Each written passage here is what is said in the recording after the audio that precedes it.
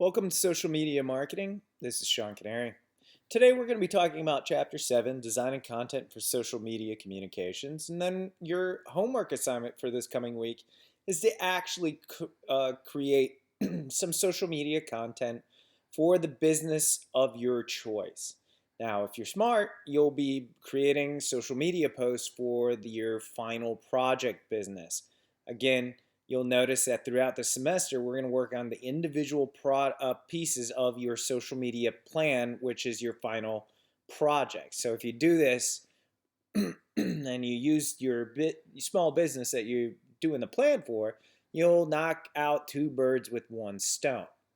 So again, we'll talk about designing content for social media, what makes good content, and then we'll talk about your homework assignment, which is to create a 1-week social media calendar for your individual business or a business of your choice. So let's get to it. Designing content for social media communications. What is content marketing? And content marketing is at the heart of social media writing. Content marketing is a form of non-traditional marketing communications whereby a brand produces or designs content in various forms, e.g., for example, text, image, video, audio, and disseminates that content to targeted audience and or customers. So what exactly does that mean? Well, for example, this is an example of a tweet from Delta Airlines that's very geared towards their consumers. For July, let's capture photos over every U.S. state. Tag yours with photo and flight and the state to contribute. So again, this content is very geared and very non-traditional communication that is designed for this platform, which is Twitter, and also that it's designed for their customers. Obviously, their customers on their flights would be participating in this content.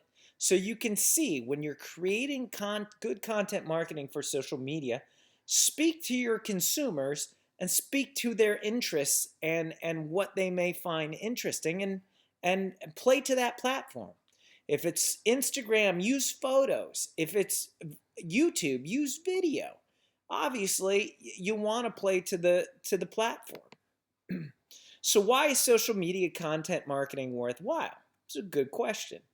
Marketers have 5 main reasons for focusing on content marketing efforts for social media. 1, the high level of control over content design.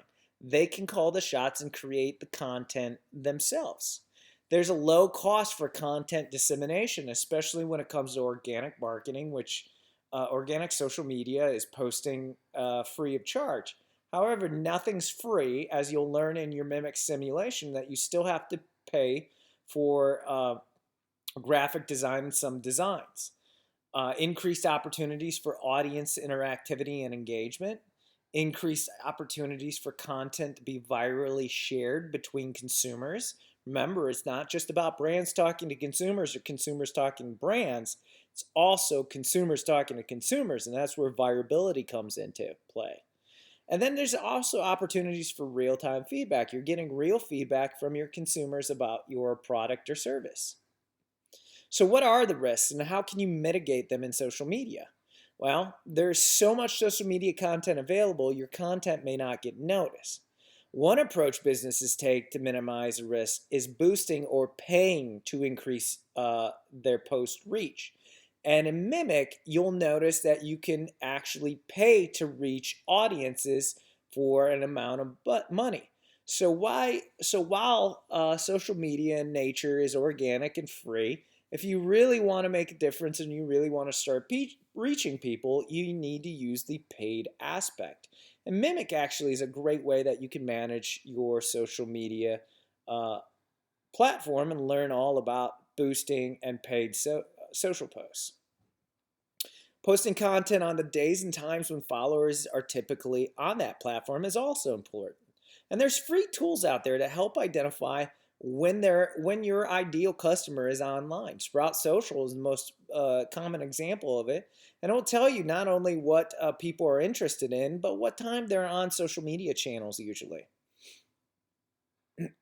Even if somebody sees a post, they may not pay attention to it or be interested. So businesses, what can you do? You can know your audience, know what makes them tick, know what they like. Conduct post-level audits. What resonates? What doesn't resonate? That sounds familiar. That sounds like an exercise I had you guys do as a part of your social media audit. Again, that whole point of you guys finding out the engagement rates of your competitors and then also telling me what posts do well for your competitors is, again, you're targeting the same group of people. Learn from them. What works for them may work for you too. And then also consider relevant, how relevant it is to the user. Finally, developing effective social media content.